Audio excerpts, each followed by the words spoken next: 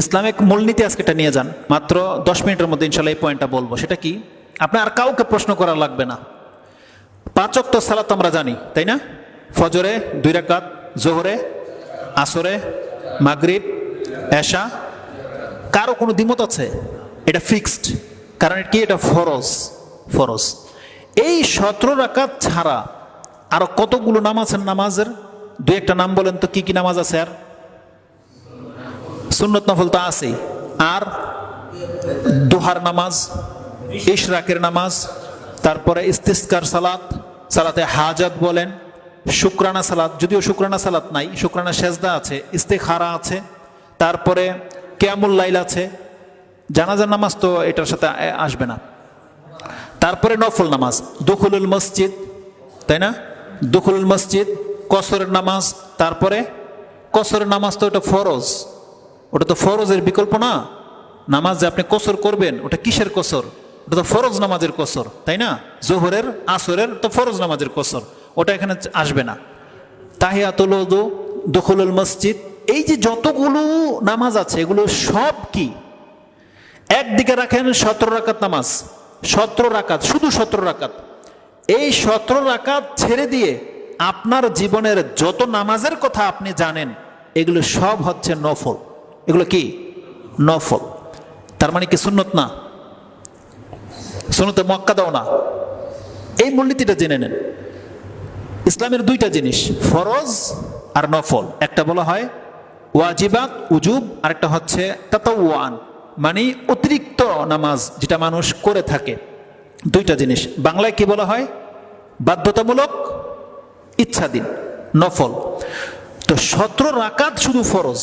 এই 17 রাকাত সালাত আপনাকে পড়তেই হবে, এটা হচ্ছে ফরজ। ভালো করে ক্লিয়ার হয়ে যান। এছাড়া 18 থেকে নিয়ে শুরু করে যত নামাজ আপনি জানেন, এগুলো সব কি? নফল। এটাকে আমভাবে জেনে নেন, এগুলো সব নফল। কেন বললাম? মানে এগুলো সবটাই হচ্ছে অতিরিক্ত।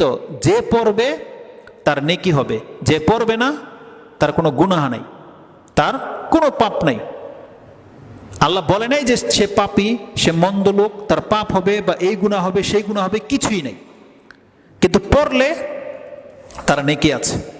কি নেকি আছে, কত বেনিফিট, এটা আমরা একটু পরে বলবো। আগে বলতেছি, এই যে 17 রাকাত ছেড়ে দিয়ে বাকি যত নামাজ আছে, এই নামাজগুলো আপনি কিভাবে পড়বেন? হতে পারে জোহরের সুন্নত, হতে পারে বেতের নামাজ, হতে পারে তারাবি, হতে পারে তাহাজ্জুদ, যেই কোন নামাজ আপনার মাথায় নিয়ে আসেন, দোহার নামাজ, কিভাবে আপনি পড়বেন? উত্তম পন্থা কি?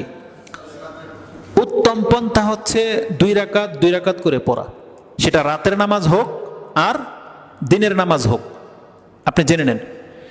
যে কোনো ওয়াক্তের সুন্নত বলেন না কেন, যে কোনো ওয়াক্তের, আপনি প্রশ্ন করতে হবে না যে জোহরে কি 4 রাকাত পড়া যাবে একসাথে, আসর কি পড়বো, এই সেই। মানে আপনি এর প্রশ্ন নিতে যেন না, আপনি জেনে নেন 2 রাকাত 2 রাকাত করে পড়াটাই হচ্ছে উত্তম, আর এটাই হলো সুন্নত নফল নামাজের নিয়ম। সেটা রাতের নামাজ হোক আর দিনের নামাজ হোক। এটা তো আমভাবে বললাম, দলিলে স্পষ্ট এমনটাই আছে।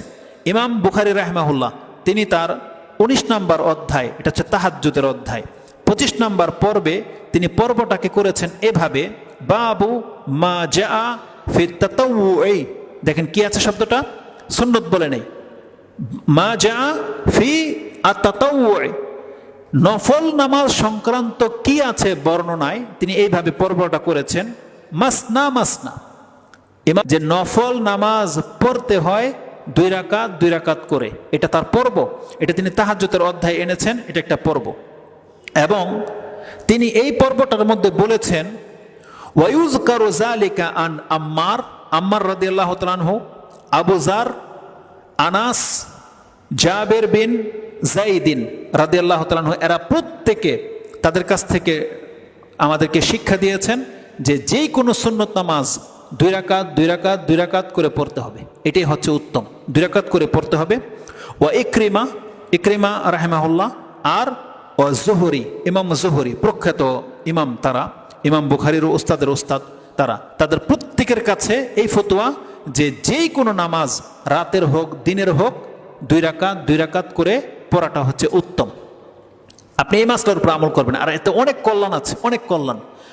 যার পেটে গ্যাস, সবসময় হাওয়া ধরে রাখতে পারে না, তাহলে এই যে ইফতারের পরে বলেন, তারাবিতে বলেন, বা এই যে জোহরে বলেন, আপনি যদি 4 রাকাত নামাজ একসাথে নিয়ত করেন, ইমাম ধরেন একামত যদি হয়ে যায়, তাহলে আপনার নামাজটা ছাড়তে হবে। 1 রাকাত পড়েছেন মাত্র, তাহলে ছাড়তে হবে। অনেক সময় পেট যদি অনেক বেশি মোচড় দেয়, 3 রাকাত পড়ে ফেলেছেন, আপনি যদি নামাজ ছেড়ে দেন, তাহলে আপনার 3 রাকাতই বাতিল, কবুল হবে না। কিন্তু আপনি যদি 2 রাকাতের নিয়ত করেন, তাহলে 2 রাকাত পরে নেওয়াটা, আপনার পেটে কামড় দিলেও 2 রাকাতের পরে কিন্তু আপনি সালাম ফিরিয়ে ফেলতে পারতেছেন। তাহলে 2 রাকাতের নেকি আপনি পেয়ে গেলেন, আপনার নামাজ কি হলো না? নষ্ট হইল না, বাতিল হইল না। তাহলে এটাতে বেশি কল্যাণকর হতে পারে। মা বোনদের জন্য এই মাসলাটা অনেক বেশি জরুরি। অনেক সময় তারা ভুলে যায়, চুলার মধ্যে কিছু বসিয়েছে, নামাজে দাঁড়ালে মনে হয় আর আমার চুলার মধ্যে তরকারি, বুঝেন না? নামাজ দ্বারা এটা মনে হয়। তাহলে তাদের জন্য উচিত কি, এই নফল সুন্নত নামাজগুলো 2 রাকাত করে পড়বে। যদি তার মনেও হয়ে যায়, তাহলে সে 2 রাকাত খুব দ্রুত পড়ে নিতে পারবে। কিন্তু 4 রাকাত সো টাফ। 4 রাকাত হইতে তাহলে আগুন লেগে যাবে, পড়ে যাবে, ভাত দুধ অনেক কিছু আছে, পড়ে যাবে। তাহলে এটা হচ্ছে কল্যাণকর যে 2 রাকাত করে সে নিয়ত করবে, এটা বেশি কল্যাণকর। আপনি নিয়ত করেছেন 4 রাকাত পড়বেন, সমস্যা নাই, মানে জোহরের 4 রাকাত সুন্নত পড়বেন, কিন্তু কিভাবে পড়বেন? 2 + 2 4 এইভাবে পড়েন। তাহলে এটা হচ্ছে ইমাম বুখারী রাহিমাহুল্লাহর মত। এবং তিনি ইয়াহইয়া বিন সাঈদ আল আনসারী রাদিয়াল্লাহু তাআলা রাহিমাহুল্লাহ থেকে তিনি কোট করেছেন, ওয়াকালা ইয়াহইয়া ইবনু সাঈদ আল আনসারী মা আদরাকতু ফুকাহা আরদিনা ইল্লা ইউসাল্লিমুনা ফি কুল্লি ইসনাতাইনি মিনান নাহার। একজন তাবি বলতেছেন, আমি মদিনাবাসীর মধ্যে এমন কোন বিজ্ঞ আলেম পাই নাই যারা 2 রাকাতের বেশি নামাজ পড়তেন, বরং যত বিজ্ঞ ফাকিহ বলা হয়েছে, বিজ্ঞ গবেষক আলেমকে আমি পেয়েছি, তারা সবাই দিনের নামাজ 2 রাকাত করে সালাম ফিরিয়ে দিয়ে পড়তেন। তার মানে দুখুলুল মসজিদের মতো, তাহিয়াতুল ওযু, মসজিদে ঢুকলেই সালাত, ফজরের সুন্নত, জোহরের সুন্নত, সব কিভাবে পড়তেন? 2 রাকাত, বা যখনই তাদের ইচ্ছা হতো যে এখন আমি নামাজ পড়বো, ওই 2 রাকাতের নিয়ত করে পড়তেন।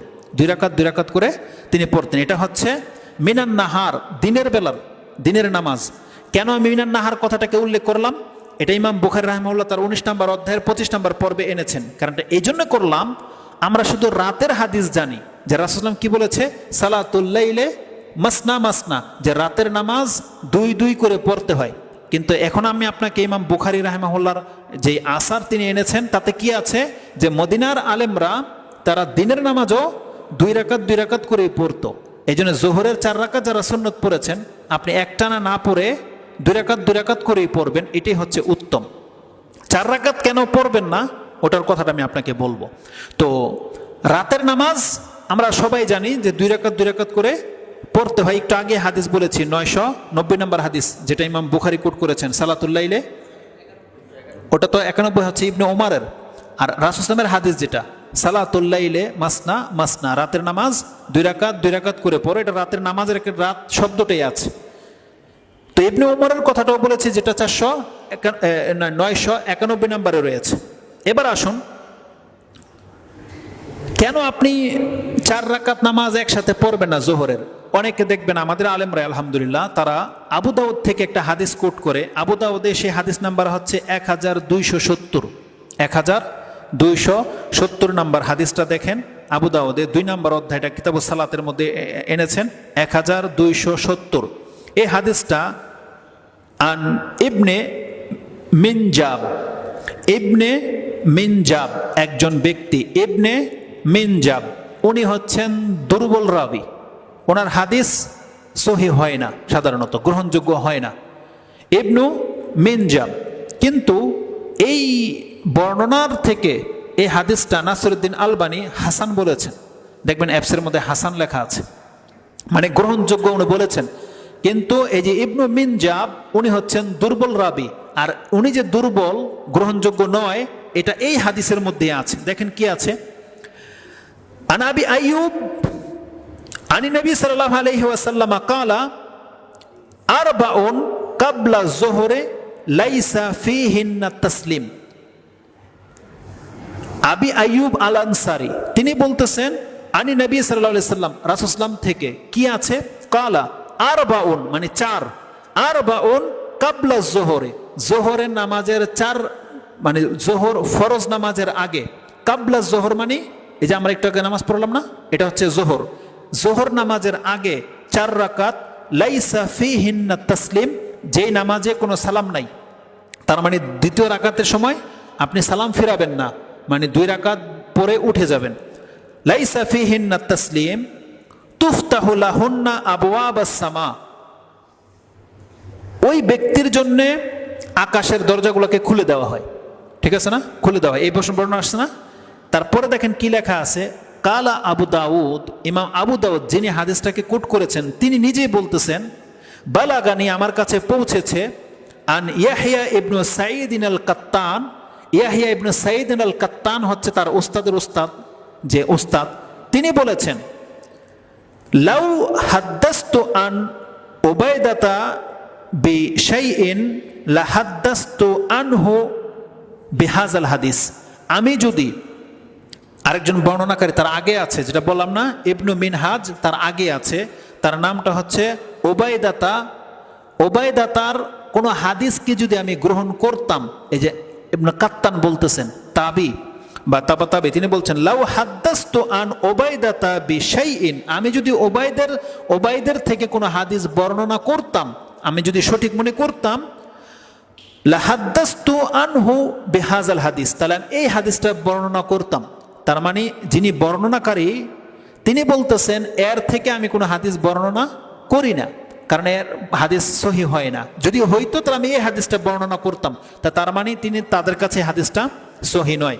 তারপরে আবার আবু দাউদ, ইমাম আবু দাউদ কি বলতেছেন, কালা আবু দাউদ ওবায়দাতু দাইফ, এ হলো দুর্বল রাবি, তাহলে হাদিস কি গ্রহণযোগ্য নয়, এই হাদিসটা সহি নয়। কারণ এই হাদিসে কি আছে, এই সালাম ফিরানো যাবে না, মানে 4 রাকাত আমরা যেভাবে পড়ি, তাহলে এই হাদিসের ভিত্তিতে আমরা পড়ি সাধারণত, তাহলে এই হাদিস সহি নয়। যদিও না হাসান লেখা আছে, আমি কিভাবে পেলাম, কারণ আরব শেখদের কাছ থেকে আমি যখন শিখি, তা আরব শেখদের কাছে এই যে 4 রাকাত সুন্নত নামাজ জোহরের মতো করে, তাদের কাছে হাদিস সহি নয়, গ্রহণযোগ্য নয়, যদিও সহি লেখা আছে কিন্তু গ্রহণযোগ্য নয়। এমনকি তারা এটাও বলেছেন, আজকের তথ্য পেলাম, জোহরের পরে যে 4 রাকাতের কথা আছে আরেক হাদিসে, যে কাবলা জোহরে আরবাআন কাবলা জোহরে ও বাদাহা, যেই ব্যক্তি জোহরের আগে 4 পড়বে এবং পরে 4 পড়বে, তাহলে হারাম আল্লাহ আলা আলান্নার, তাহলে আল্লাহ তাকে জাহান্নামের উপর থেকে হারাম করে দেবে, মানে তাকে আল্লাহ জাহান্নামে দেবে না। এই হাদিসের বর্ণনা তো নাসিরউদ্দিন আলবানী সহি বলেছেন, কিন্তু আরব আলেমরা বলতেছে অন্যান্যরা হাদিস সহি নয়। এই হাদিসটা বর্ণনা করেছেন উম্মে হাবিবা, উম্মে হাবিবা থেকে যে হাদিসটা কোট করা হয়, এই হাদিসটাও সহি নয়। তার মানে ওই যে আপনারা বলেছিলেন 12 রাকাত সুন্নতে রাতেবা, ওটাই হচ্ছে সঠিক মত। অতএব জোহরের পরে 4 রাকাতের কথাটা সহি হাদিস দ্বারা প্রমাণিত নয়, এটা হচ্ছে আরব আলেমদের কথা বললাম। ঠিক আছে, তা আজকে এই পর্যন্তই আমরা আলোচনা করব।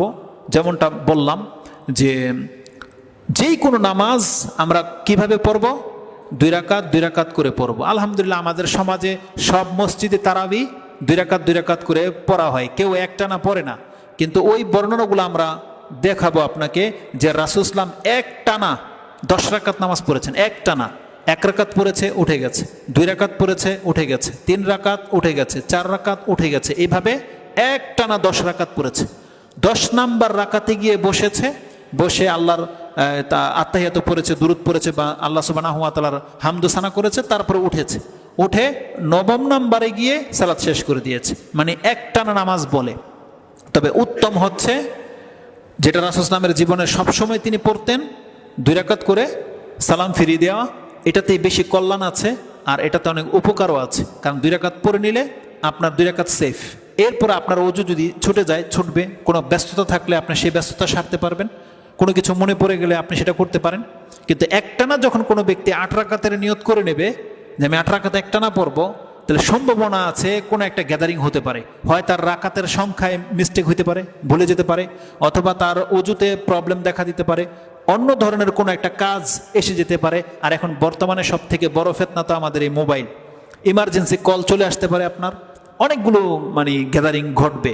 তো এর জন্য বেটার হচ্ছে 2 রাকাত 2 রাকাত করে সালাত আদায় করা। তা আজকের আলোচনা আমাদের এই পর্যন্তই। বাকি ওই যে প্রশ্ন বলছিলেন, 2-1টা প্রশ্ন থাকতে পারে, আপনারা প্রশ্ন করতে পারেন, সমস্যা নাই, নামাজ সংক্রান্ত। সুবহান রাব্বিকা রাব্বিল ইজ্জাতি আম্মা ইয়াসিফুন ওয়া সালামুন আলাল মুরসালিন আলহামদুলিল্লাহি রাব্বিল আলামিন। বলেন।